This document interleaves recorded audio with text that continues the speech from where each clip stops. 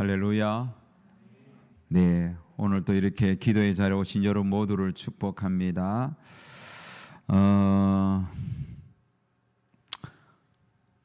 우리 주변에는 유독 눈물이 많은 사람들이 들어 있습니다.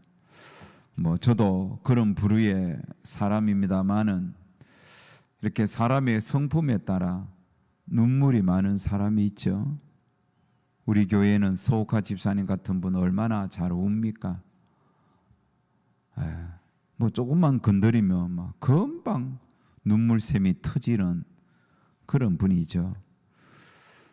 기도하시다가 우는 분들도 얼마나 많습니까? 눈물도 여러분 시도 때도 없이 흘리는 거, 그거는 좋은 모습이 아닙니다. 하지만 눈물을 흘려야 할 때 흘리지 못한 것도 역시 좋은 모습은 아닙니다. 하나님께서 우리에게 감정을 주셨고 눈물을 주셨습니다. 예수님 또 우셨습니다. 그러므로 우는 것은 참으로 소중한 것입니다. 울을 때 울 수 있는 그런 믿음을 가지는 것이 정말 좋습니다. 하지만 여러분, 이 평소에 쓸데없는 일에 울고 감정에 치우쳐서 울고 이런 것들은 옳은 모습이 아니겠죠. 오늘 예수님께서 팔복의 두 번째 복으로 애통하는 자는 복이 있다라고 했습니다. 여러분, 애통이 뭡니까? 애통이라는 것은 너무너무 슬프고 또 통곡하는 그런 모습이 않습니까? 그런 모습이지요. 살다 보면 애통하는 일들이 참 많습니다. 최근에는 우리 정인이 사건을 보면서 온 국민들이 분노하고 안타까워서 너무 마음이 아파서 애통하는 모습이 일어나고 있지 않습니까? 여러분, 성경은 예수님은 애통하는 자는 복이 있다라고 했는데 우리가 일반적인 상식으로는 애통하는 것이 복이 아니라 사실은 고통입니다. 오히려 웃고 즐거운 게, 이게 떠들면서 즐거워하는 것이 복이지 어떻게 애통하는 것이 복이 될 수 있겠습니까? 하지만 예수님께서는 우리가 애통하는 삶을 살기를 원합니다. 그렇다면 여기서 말하는 애통은 무엇을 이야기할까요? 무엇이 애통일까요? 내가 원하는 바가 안 되어서 팡팡팡 우는 거, 대학에 합격하지 못해서 우는 거, 직장을 공무원 시험 쳤는데 떨어져서 우는 거, 이런 애통을 이야기하는 거, 이런 거는 누구나 다 하는 애통이잖아요. 예수님께서 말하는 애통이라는 것은 뭐냐 하면 죄 때문에 애통하는 거예요. 죄 때문에. 죄를 짓지 않기 위하여 애쓰고 힘쓰는데 육신이 약하여 넘어지고 그 넘어진 자신의 모습을 보면서 또 애통하고 울고 탄식하고, 그게 여러분, 그게 복이라는 거예요. 애통하는 자는 복이 있나니 하나님이 그런 자들에게 위로를 주시는 겁니다. 자, 그렇다면 애통, 죄 때문에 애통해야 되는데 여기서 그러면 어떤 죄를 이야기할까요? 자, 여러분 설교 듣고 계십니까? 설교를 귀담아 듣는 훈련을 해야 됩니다. 말씀을 듣는데 자꾸 딴 생각이 나고 다른 데 집중한다면 그것도 애통해야 할 모습입니다. 잘 들었어요. 말씀을 들어야 됩니다. 여러분, 먼저 자신의 죄를 보면서 애통하는 훈련을 해야 됩니다. 자신의 죄 때문에 애통해야 할 줄 아는 거예요. 하나님의 말씀 앞에 나 자신을 비춰보고 정말 나는 하나님의 뜻대로 살기를 원하는데 하나님의 뜻대로 살지 못하고 넘어지고 맨날 자빠지고 했던 죄 또 짓고 나는 왜 이럴까? 나는 이 정도밖에 안 될까? 왜 이 죄와 싸워서 이기지 못하고 이렇게 나는 또 넘어졌을까? 이렇게 여러분 자기의 넘어진 연약함 보면서 자기의 죄를 보면서 애통하는 자가 복이 있다는 거예요. 많은 사람들이 예수님을 믿으면서도 자기 죄를 보는 눈이 없어요. 자기가 얼마나 연약한 자인지, 얼마나 악한 자인지 자기를 보지 못하는 거예요. 자기를 잃어버리는 거예요. 과거에 자기의 죄를 통해 자복하고 애통하는 거 좋은데 현재도 그렇게 해야 돼. 현재도 이 영적으로 얼마나 둔해졌으면 자기의 죄를 보지 못하고, 그래서 누군가 자기의 죄를 지적함에도 불구하고 그 죄를 깨닫지 못하고 오히려 교만과 악을 행하는 그런 자들이 오늘날 교회 안에, 예수 믿는 자들 안에 얼마나 많은지요. 여러분, 자기를 볼 수 있는 눈을 가져야 돼요.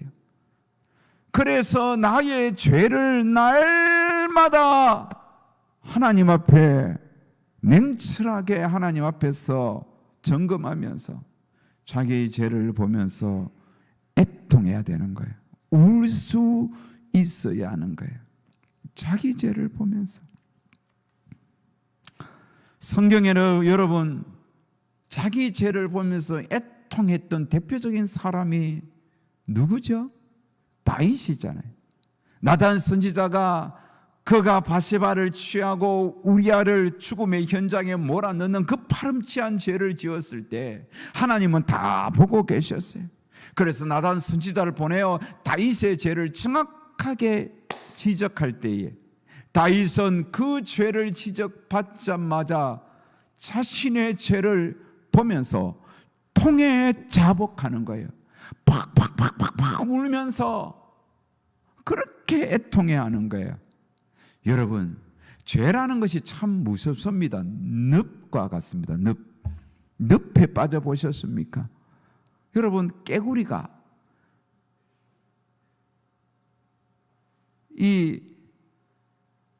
그 솥에 그냥 찬물에 그냥 솥에 넣어놓으면 그냥 유유자적하면서 그렇게 헤엄치겠죠. 근데 거기에 불을 서서히 가하면 처음에는 떳떳하게 좋아하다가 자기도 모르는 사이에 거기에 익혀 삶아지고 그렇게 죽는 거예요. 죄라는 게 그렇다는 말이에요. 죄 속에 있을 때에 자기가 그 죄를 짓는지 몰라요. 이게 얼마나 악한 것이 모르고 그냥 그게 막 빠져들어가는 거예요. 다윗이 그랬단 말이에요. 우리아가 야 너 집에 가서 네 마누라와 잠을 자라 그랬을 때 우리아가 나는 내 군사들은 저 야영에서 잠을 자는데 어찌 집에서 잠자겠느냐고 그렇게 거부했을 때 자기의 죄를 볼 수 있어야지요. 하나님이 다윗의 뜻대로 하나님께서 그렇게 길들이 열려지도록 하지 않는다는, 하나님이 막으시는 거예요. 그때 다윗은 자기 죄를 볼 수 있는 눈을 가져야 돼요. 그 전부터 봐야 되는데 계속 보지 못했잖아요. 군사들은 다 밖에 전쟁에 나왔는데 혼자 왕궁 위를 거니는 것 자체도 얼마나 참 교만한 모습입니까? 얼마나 영적으로 둔한 모습입니까? 오히려 군주라면, 왕이라면 군사들이 그렇게 전쟁에 나오면 자기는 성전에 가서 하나님이여 우리 이 군사들을 지켜달라고 기도해야 할 그런 시간에 그렇게 한가로이 왕궁을 거닐고 있었다는 거죠. 바세바가 여러분 다윗이 오라 했을 때 바세바가 왔고 바세바를 다윗이 바세바를 취하야 할 때 바세바가 나도 옛날부터 당신을 좋아했어요 그러면서 극할 때 뭐 아무런 바람 없이 그렇게 다윗이 요구하는 대로 순순히 따랐겠습니까? 아니었겠어요. 여러분, 바시바는 남편이 있잖아요. 왕이 아무리 왕이라도 왕이시여 이러시면 안 된다고요. 그렇게 이야기했겠죠. 그런데 그 죄에 물리니까 전혀 들리지가 않는 거예요. 왕이라는 그 권력과 힘으로 바시바를 취했을 거예요.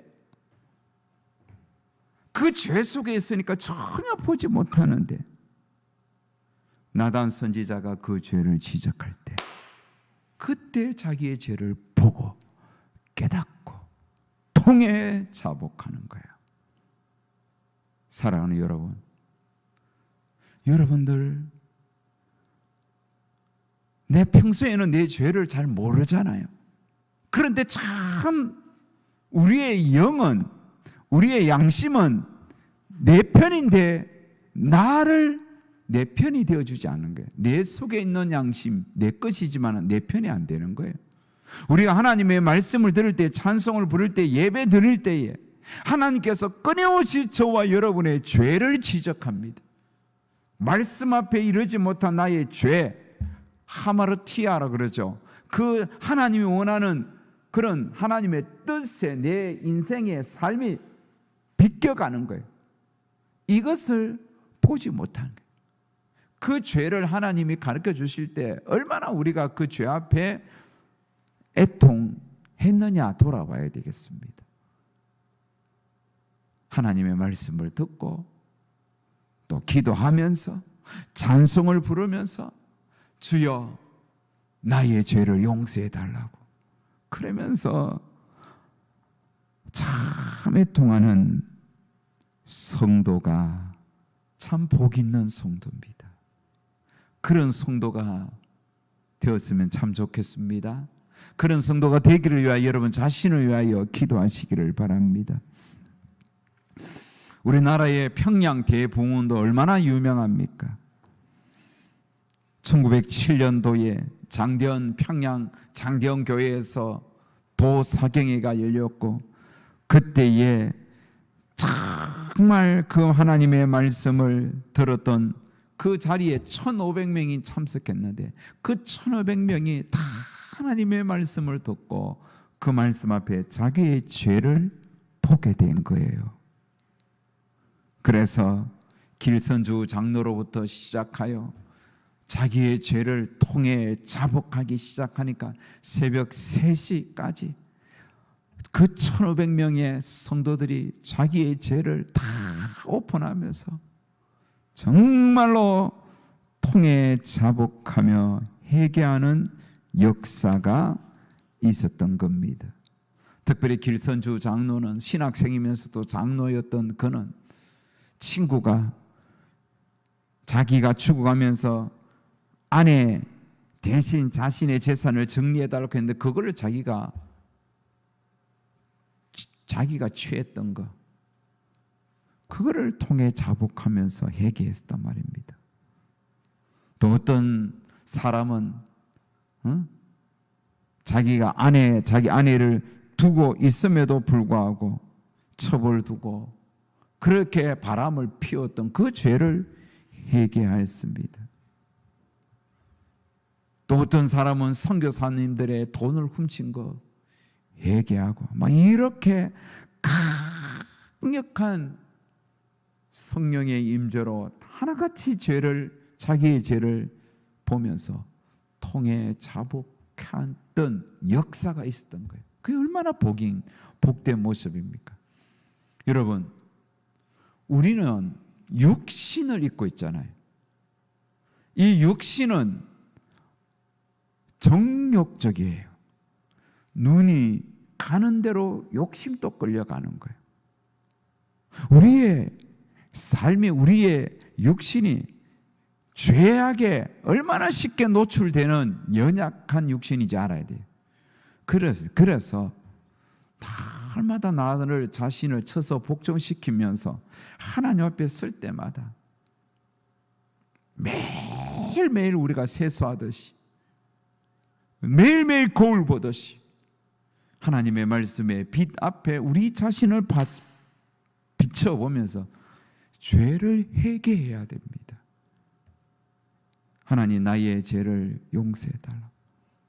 자꾸 자기 죄를 볼 수 있는 눈을 가져야 됩니다. 이 사람이요, 죄가 얼마나 다양하고 얼마나 정말 강력합니까? 사람이 욕심에 한번 끌리면 그 욕심도 한도 끝이 없고, 사람이 자기의 사랑에 빠지면 그것도 한도 끝도 없고, 합리화시키고 사람을 미워하는 것도 한도 끝도 없고, 얼마나 많이 죄를 짓는지 몰라요. 그래서 자기를 보면서 자기의 죄를 애통하는 그런 믿음의 사람들이 되어야 되겠습니다. 이것을 여러분 전투적으로 해야 됩니다. 두 번째, 여러분, 나의 죄뿐만 아니라 다른 사람의 연약한 죄를 보면서 울 수 있는 자가 복 있는 사람입니다. 다른 사람의 죄를 보면서 애통할 수 있는, 그게 복이에요. 여러분, 믿지 않는 부모님, 그 불신 부모님을 보면서 내가 마음이 아파서, 하나님을 떠나서 하나님을 알지 못하고 그렇게 살아가는 내 불신 부모님을 보면서, 주여, 우리 부모님 죽겠도록 해달라고. 이 좋은 예수님을 알지 못하고 저렇게 살아가는 저희 인생이 너무너무 안타깝고 너무너무 마음이 아파요, 주님. 그러면서 애통할 수 있는 그런 믿음을 가져야 돼요.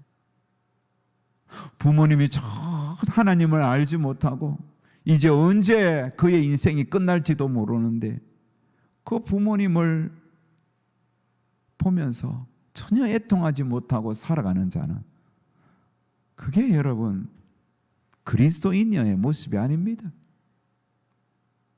불신 부모님의 죄를 생각하면서 애통할 수 있어야 돼요.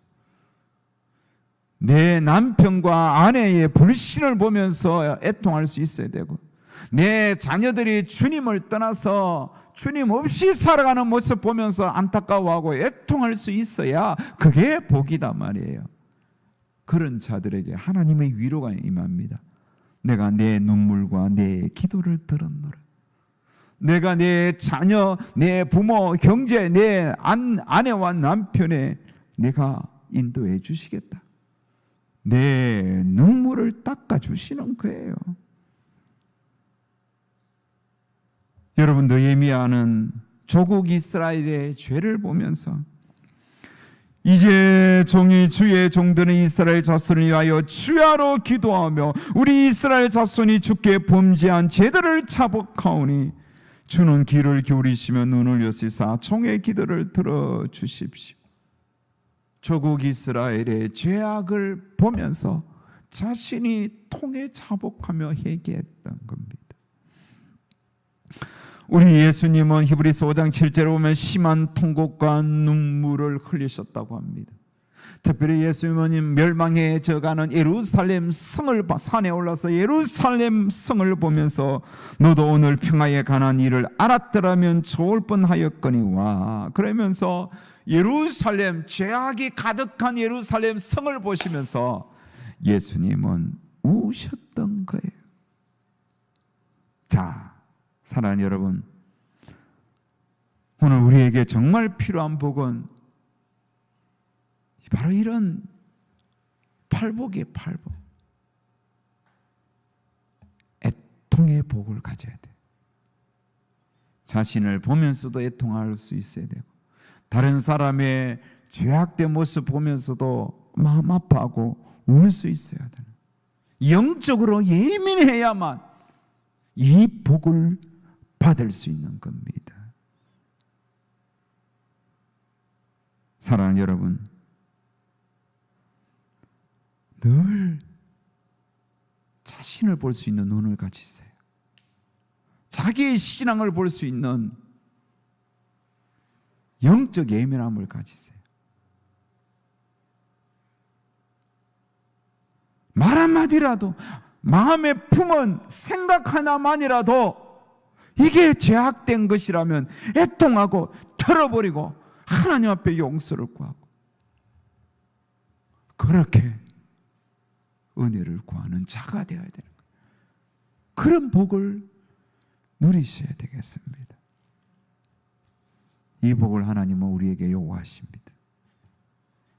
이런 복을 누리는 하나님의 사람이 되기를 위하여 이 아침, 이 밤에 또 우리가 간구하고 또 하나님 앞에 은혜를 구하는 우리 모두가 되었으면 좋겠습니다.